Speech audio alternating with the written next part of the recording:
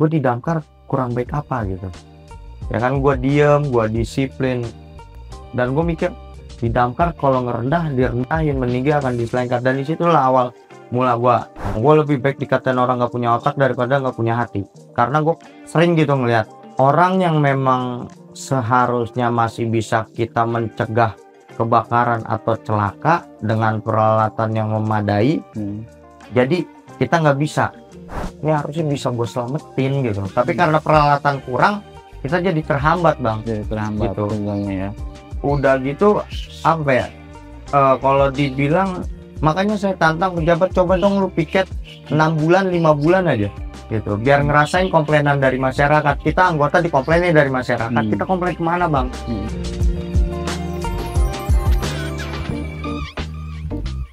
Tentang struktur di kantor pemadam kebakaran Kota Depok.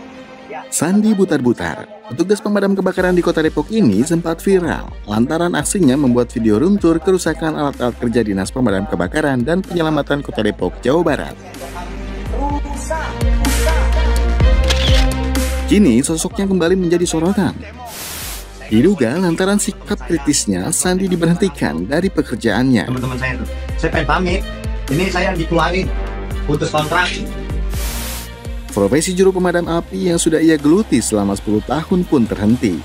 Ini bukan kali pertama bagi Sandi bersuara kritis. Pada 2021 silam, ia juga sempat mengunggah keluhannya soal baju alat pelindung diri yang tak layak pakai ke media sosial. Suara kritis Sandi pun menuai hasil. Pada 2022, satu orang pejabat Dinas Pemadam Kebakaran Kota Depok berinisial A dijebloskan ke penjara. Ia merupakan bendahara pengeluaran pembantu bidang pengendalian operasional pada Dinas Pemadam Kebakaran dan Penyelamatan Kota Depok 2016 hingga 2020. Ia divonis 3 tahun penjara oleh pengadilan. San, apa sih yang bikin lu berani banget gitu ngebongkar kebobrokan di tempat kerjaan lu gitu? Apa yang membentuk lu jadi seberani ini? Loh, kalau gue dulu tipikalnya orang pendiam. Dan sempat jujur gue pernah jadi korban bully bang, bahkan di tempat kerja. Pernah karena memang ya kalau ditanya lu bawaan siapa, saya bilang enggak, gue bukan bawaan siapa-siapa, gue bilang kayak gitu. Dia kan ada bawaan-bawaan pejabat. Kalau dibilang ya sekarang jadi temen sih gitu. Dan dia juga ngakuin celana gue pernah didodorin, kaki tulang kering gue ditendang. Sama siapa? Sama teman sendiri. Ya. Pada saat apel baret gue diambil, gue push up gitu ya. Itu dibulinya di situ? Iya dibully. Ya gue biasa. Ini pas di damkar atau? Di damkar. Di damkar. Awal masuk karena mungkin gue ngerasa ya udah sih gitu, ya kan. Gue mikir ya udah gue niat kerja enjoy gitu. Nah muncaknya itu apa ya? Pada saat BPJS kita udah dipotong 400.000 bang. Dipotong 400.000? Ya dipotong 400. Dulu BPJS itu kelas 2. BPJS itu masih 25 atau 35.000 apa. Tapi dipotongnya 400.000 bang, kan nggak masuk akal. Nggak masuk akal. Tapi gue diem itu, waktu itu gue diem. Sampai temen gue anaknya sakit bang, dia komplain malah ini. Ya gue masih tetap diam, dan tibalah pada saat itu anak gue sakit bang. Karena gue punya anak 2, yang pertama turunan dari istri gue Asma, kalau yang kedua kuatlah kayak gue gitu. Gue ke klinik dan ke rumah sakit ya, gue ke rumah sakit ngantri, namanya ngantri ya gitu. Gue bawa kartu BPJS, gue kasih ke kasir, BPJS ditolak. Wah itu betapa malunya bang, sedangkan anak gue tuh udah kalau abang punya anak, ngelihat anak udah ngap kan pasti panik. Wah panik ya. Di situ gua malu lah, ada mertua. Kenapa juga ditolak itu? Ditolaknya kenapa? Tidak dibayarkan. Tidak dibayarkan. Sedangkan gaji sudah dipotong. Tahun berapa itu? Tahun berapa ya waktu itu? Udah berapa tahun kerja itu? 2017. Oh berarti 2 tahunan kali ya? Iya, kan 2015 masuk ya? Iya. Oktober 2015, 2017 lah. Komplain lah gua ke kantor bang. Gua komplain ke kantor, yang bikin gua kecewa itu apa ya? Ada salah satu pejabat yang menghina anak gua gitu, dan di situ ditarik sama pejabat juga, sama ada PNS yang bilang sabar San gitu. Karena gua cuma mikir ya apa ya, manusiawi seorang bapak kali kalau anak dihina ya bang. Gitu. Dia bilang, lu siapa suruh punya anak bengek? gitu. Dan gue bilang, anak pemberian Tuhan, emang gue mau, ya kan, diberikan anak seperti itu, gitu ya. Ada beberapa orang yang ngomong gitu. Itulah yang membuat saya mikir, gue di Damkar kurang baik apa gitu, ya kan. Gue diem, gue disiplin, dan gue mikir di Damkar kalau ngerendah direndahin, meninggalkan, diselengkat. Dan disitulah awal mula gue momen akhirnya lu berani nih ya. ya gitu berani gitu. Nah setelah lu dipecat, lu kehilangan pekerjaan, lu kapok nggak sama aksi-aksi lu atau sikap kritis lu itu? Gue lebih baik dikatain orang nggak punya otak daripada nggak punya hati, karena gue sering gitu ngeliat orang yang memang seharusnya masih bisa kita mencegah kebakaran atau celaka dengan peralatan yang memadai, jadi kita nggak bisa gitu. Sama kayak kemarin, contohnya kemarin yang gua ngoceh kebakaran di Tirta Mandala, dan akhirnya ini nggak diekspos ya bang. Ada satu korbannya yang meninggal bang. Ya. Satu Temen lu? bukan Oh, bang. bukan. Korban. Korban dari yang kebakarannya. Karena dia menanyakan kotak P3K di mobil. Harusnya kan ada bang kita. Tapi itu kita nggak ada bang. Sampai gua kena luka bakar apa segala macam, itu faktanya nggak ada. Terus apa ya bang? Ya gitu, sering lah ngelihat yang harusnya memang ini harusnya bisa gue selamatin gitu. Tapi karena peralatan kurang, kita jadi terhambat bang. Jadi terhambat gitu. Ya. Udah gitu apa ya? Kalau dibilang, makanya saya tantang pejabat, coba dong lu piket 6 bulan 5 bulan aja gitu, biar ngerasain komplainan dari masyarakat. Kita anggota dikomplainin dari masyarakat, kita komplain kemana bang? Ngelihat fakta lapangan. Kalau dibilang ngajuin nota dinas, gua ngajuin nota dinas bang. Udah ngelapor sesuai SOP ke Danru, bikin nota dinas, Kepala PT, Kasubag, dan itu nggak ada perubahan bang gitu. Untuk pejabat, bukan saya masih cemong. Buktinya ke masyarakat, satu gereja habis pak. Untuk masyarakat Kristen yang di Depok, saya mohon maaf,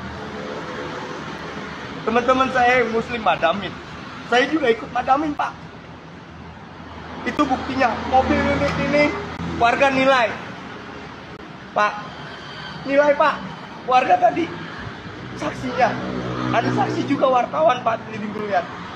Karena mobil 1000 masih perawatan gak bisa dipakai pak.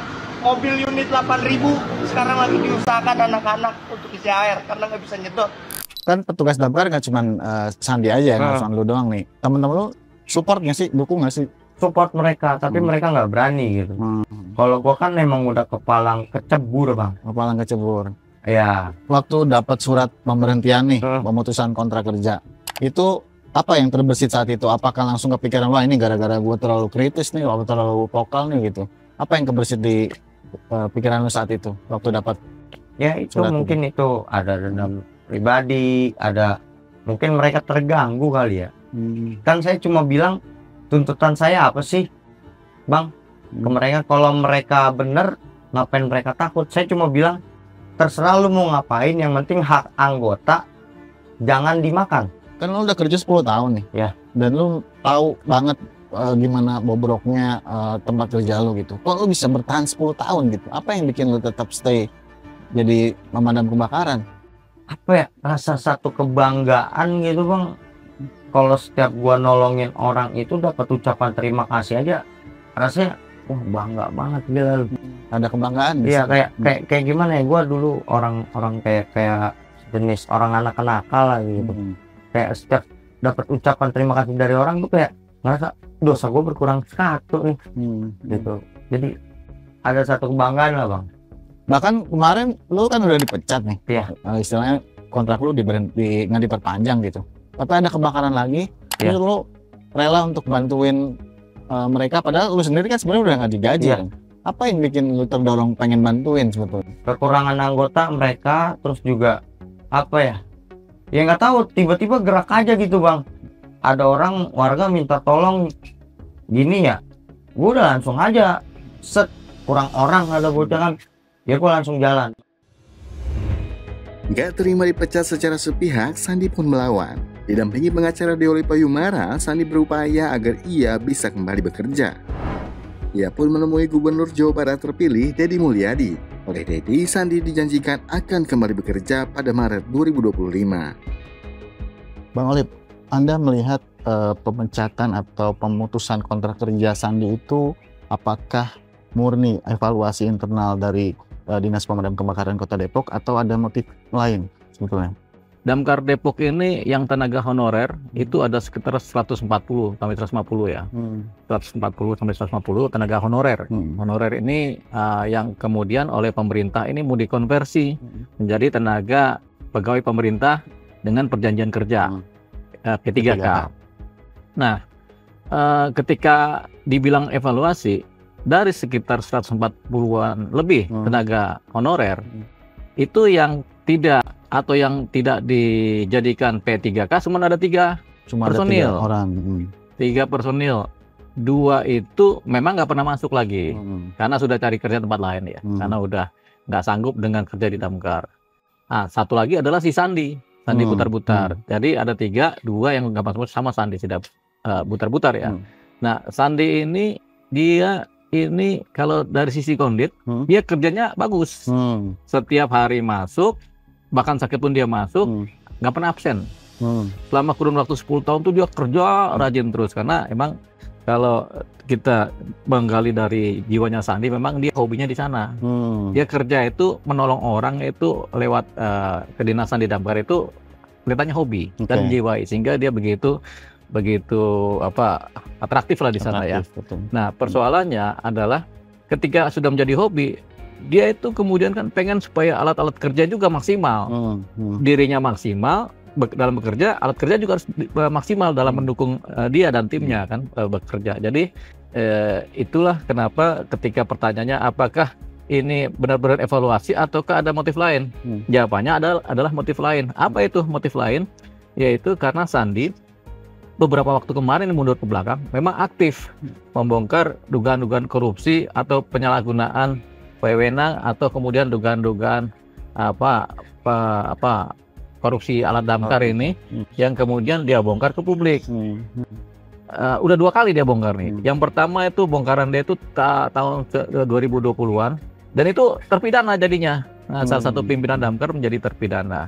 Sementara yang sekarang dia bongkar lagi itu peralatan ini kan yang udah nggak fungsi semua ya, yang perbaikannya juga nggak ada. Nah, ini dia sedang melaporkan ke Kejari Kota Depok. Jadi itu 2 itu sudah sangat membuat pimpinan-pimpinan damkar ini mungkin sakit hati sama dia. Terus kabar terakhir kan katanya akan diperpanjang di pemerintahan berikutnya ya. Nah, itu upaya-upaya apa yang Abang lakukan nih sehingga ada semacam janji gitu Sandi akan kembali bekerja di pemerintahan berikutnya? Ya, tentunya ketika pemerintahan Sandi ini kemudian menjadi meluas dan diketahui oleh banyak pihak, disebarkan oleh media massa, oleh medsos juga, tentunya ini menjadi atensi. Dan satu posisi para pimpinan terpilih, baik gubernur di Jawa Barat maupun pimpinan terpilih di Kota Depok, di wali kota yang sekarang terpilih ini, memang mereka ini begitu aspiratif terhadap persoalan-persoalan yang terjadi di lingkungannya masing-masing, termasuk di Kota Depok ini. Jadi baik wali kota terpilih maupun gubernur terpilih melihat ini sebagai suatu kejanggalan juga. Cuman mereka ini kan belum menjabat, jadi belum bisa apa-apa. Jadi itu yang kemudian menjadi mereka akan melakukan tindakan jadinya. Jadi kita kebetulan namanya pengacara hubungan kan kemana saja ada. Jadi kita pakai jalur hukum bisa, pakai jalur jaringan politik hukum juga bisa. Jadi sebelum kita masuk jaringan ke langkah hukum, kita lihat kalau kita melakukan langkah hukum sebenarnya pemerintahnya udah berbeda nanti. Ketika kita ajukan posisi hukumnya juga pemerintah udah berganti. Jadi sementara pemerintah yang baru nggak mungkin kita persalahkan karena persoalan-persoalan seperti ini. Jadi kita anggap ini persoalan pemerintah lama. Karena pemerintah yang lama ini juga nanti berganti, ya sudah. Tentunya dengan pemerintah baru. Nah, pemerintah baru ya paling mudah langkahnya persuasif dan politik hukum. Gubernur diganti, wali kota juga baru begitu ya. Tapi orang-orang di dalam Dinas Pemadam Kebakaran ini kan perlu proses juga tuh untuk mengganti orang-orang, atau bahkan kita nggak tahu itu nanti akan diganti atau tidak begitu. Nah, nanti situasinya akan bagaimana? Misalnya akan tetap ketemu orang-orang yang lama juga seperti di dalam tuh. Kan janji dari gubernur dan wali kota adalah ketika mereka akan mempekerjakan kembali Sandi Butar-Butar ini di damkar. Tentunya ketika itu terjadi dan ketika pas mereka menjabat dan itu dilakukan, Sandi masuk kembali. Nah, tentunya ketika Sandi masuk bekerja kembali, ada benturan psikologis antara pimpinan-pimpinan dengan Sandi sendiri, dengan tim-timnya Sandi juga ada benturan psikologis. Yang mana yang akan mau dipilih oleh wali kota maupun gubernur kan? Nah, itu pertanyaan Tapi besar ya. mereka ini kan berpikir harus ada perbaikan di evaluasi dan perbaikan di wilayah Damkar. Kan ada dua yang menjadi concernnya gubernur, yaitu perbaikan di wilayah Damkar dan perbaikan juga di wilayah kebersihan. Nah, dua ini kan terkait dengan perbaikan. Perbaikan di atasnya adalah evaluasi. Evaluasi ini kan kalau dibiarkan dengan pejabat lama berarti susah perbaikinya kan. Jadi mau nggak mau kan evaluasinya adalah evaluasi sekaligus menggeser pejabat-pejabat yang sekarang di Damkar ini. Supaya apa? Supaya nanti ada perbaikan, penyegaran lah bahasanya. Kalau saya frontal aja, geser aja para pejabat yang sekarang ini. Ya karena memang dugaan korupsinya ada. Ya, Sandi kembali bekerja begitu lah, itu satu hal ya. Tapi di lain hal kan juga ada kasus korupsi tadi ya. Artinya tujuannya tidak semata untuk mempekerjakan kembali Sandi. Ada kasus korupsi yang perlu juga diusut. Nah, Abang juga mendampingi Sandi untuk melaporkan kasus korupsi ini ya? Iya, kemarin memang Sandi sudah melaporkan adanya dugaan korupsi 4 bulan yang lalu di Kejari Depok ya. Tapi Sandi ini kan biar bagaimana kan pegawai juga nanti kan. Tentunya laporan ini kan sudah diterima Kejari. Jadi yang nanti berperan aktif dalam melakukan gakum, penegakan hukum tentunya Kejari Kota Depok. Benar ada korupsi atau tidak? Satu lagi, kita sebagai posisi pengacara, kita punya kewajiban juga mengkontrol laporan yang disampaikan oleh Sandi. Jadi mungkin Sandi tetap bekerja sebagai Damkar, kami sebagai pengacara akan mengontrol laporan-laporan yang dibuat oleh Sandi ini. Jadi proses sejauh mana laporan korupsinya Damkar ini akan tetap dikejar. Pemirsa, seorang petugas pemadam kebakaran UPT Cimanggis Kota Depok, Martin Panjaitan, meninggal dunia saat proses pemadaman kebakaran rumah potong hewan ayam di Pasar Cisalak, Kota Depok pada Jumat malam. Kini akibat tidak dibekali masker, Martin Panjaitan, seorang pegawai Damkar Kota Depok, meninggal dunia saat bertugas saat memadamkan kebakaran Pasar Cisalak.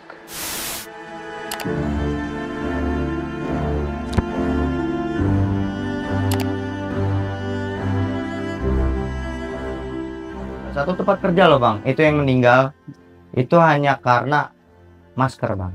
Dia nggak pakai masker. Iya, kita nggak meminta masker BA loh Bang. Kita nggak meminta BA kan itu harganya mahal. Kita hanya meminta masker yang kayak model bomber seperti itu loh.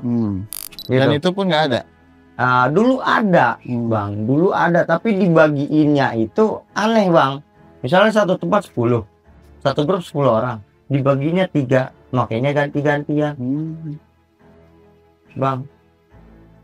Gimana sih? Itu kan udah satu kejanggalan gitu Bang. Ya kan?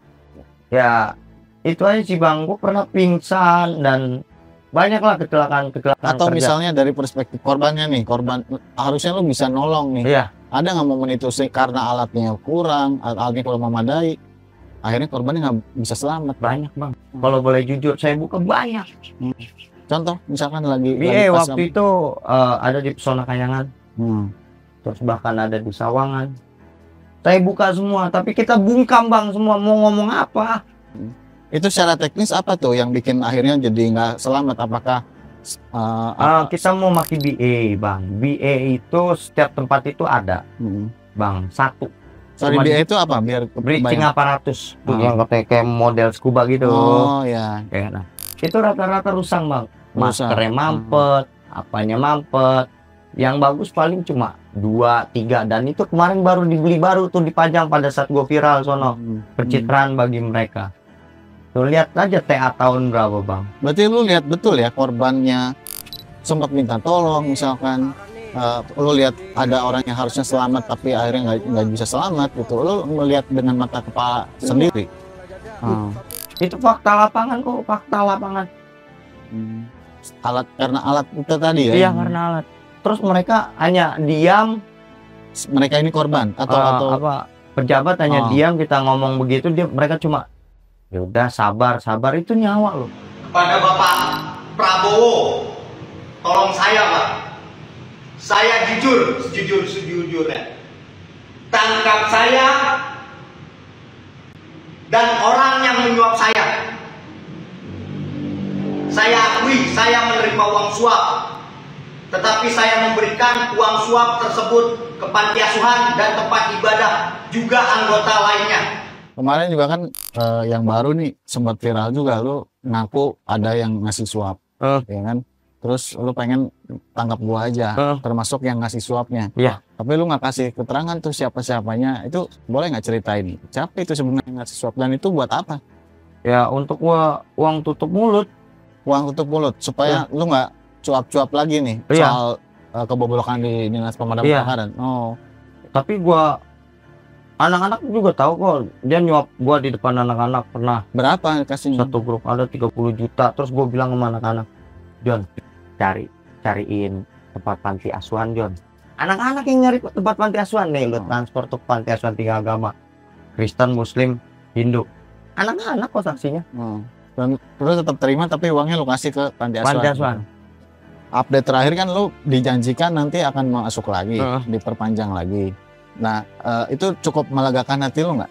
Kalau untuk dalam segi administrasi pekerjaan, karena gue udah cinta pemadam ya, suka aja gitu sama pekerjaan pemadam.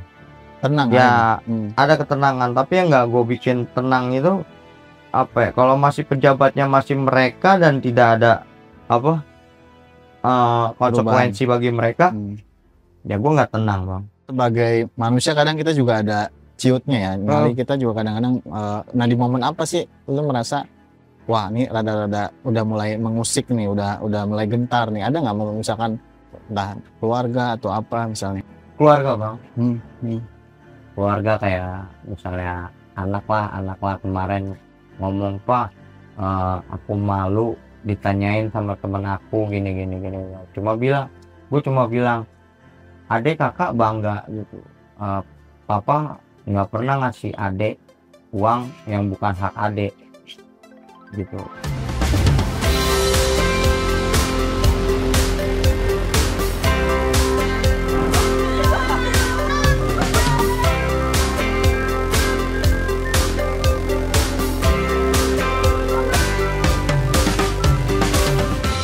Pemadam kebakaran tuh nggak cuma madamin api nih tugasnya nih. Kemarin terakhir gue lihat ada yang hidungnya pakai apa tuh yang nyangkut terus diselamatin juga sama pemadam kebakaran. Nah, lo pernah nggak dapet tugas-tugas di luar madamin api yang rada unik-unik gitu? Apa yang pernah lo dapet? Lepas cincin, orang kena stroke ke rumah sakit, orang mau operasi, cincinnya nggak bisa kebuka. Ya gue datang ke rumah sakit, lepasin. Lepas cincin gitu ya? Iya, itu. Nah, itu keterampilan itu lu dapat dari mana sih? Lu bisa tahu caranya membuka cincin di sini. Itu diajarin juga di tempat kerja tuh? Diajarin nggak, Bang? Otodidak? Karena tuntutan dari masyarakat. Karena tuntutan dari masyarakat. Iya. Jadi apapun tugasnya harus siap aja gitu ya, pemadam kebakaran tuh ya. Selain buka cincin, pernah ada lagi tugas yang ini unik banget nih gitu? Ya itu gue pernah masuk sampai gue buang pakaian gue ya, pakaian dalam gitu, masuk ke spiteng yang kalau dibilang 14 pound perakan, spitengnya satu, spiteng taiknya. Nah itu gue masuk ngambil motor, Bang. Temen gue semua muntah-muntah. Saksinya ada kok. Iya. Motor bisa masuk situ gimana cerita? Ya, gue mantap nyeblos, Bang. Nyeblos. Iya. Orangnya bilang, bang minta tolong ini kerja motor ini doang gua kerja. Orangnya sendiri muntah-muntah, Bang, ya. Gua mau nggak mau kan, temen gua pada muntah-muntah, ya udah gua masuk, bener-bener masuk. Gimana caranya ngangkat motor gitu berat? Pakai alat? Gua ikat pakai bambu. Warga narik rame-rame ke atas gitu. Ya botainya sampai sarap. Nah ini kan ntar lu masuk nih, masuk lagi nih kan, kerja lagi, tetap aja nih nggak bisa berubah. Lu masih tetap akan setia dengan profesi ini nggak? Tetap, Bang. Tetap ya. Sekalipun itu mengorbankan atau membahayakan nyawa lu sendiri. Iya, Bang, karena gue mikir apa ya? Gue pernah ngeliat mayat orang. Siapa yang disalahin tuh orang mati? Kasihan loh keluarganya. Lebih baik gue maki-maki mereka daripada gue yang disalahin di akhirat. Tapi lo punya optimisme nggak ke depan bakal ada perubahan di tempat kerja lo? Ada sih, semoga aja. Saya makanya gue pengen minta Bapak Prabowo Subianto, ya saya berjiwa satria Pak, gitu. Saya orang tidak baik, tapi saya cinta Indonesia. Kalau dibilang Bapak mau membersihkan koruptor, saya akan ceritakan semua Pak. Kurang lebihnya saya tahu Pak di Kota Depok itu seperti apa. Saya siap masuk penjara. Punya buktinya? Ada. Termasuk laporan lo yang di Kejaksaan Depok juga, karena lagi proses nih kan? Itu juga lo udah ngantongin buktinya? Ada. Om Deo kan ada pengacaranya. Saya siap ditangkap apabila memang dalam hal hukum saya salah, mereka juga harus ditangkap Pak. Saya siap. Sip, thank you Bang Ya, Sandi ya. Sukses, mudah-mudahan ke depan bisa lebih baik lagi dinas Amin, pemadam kebakarannya.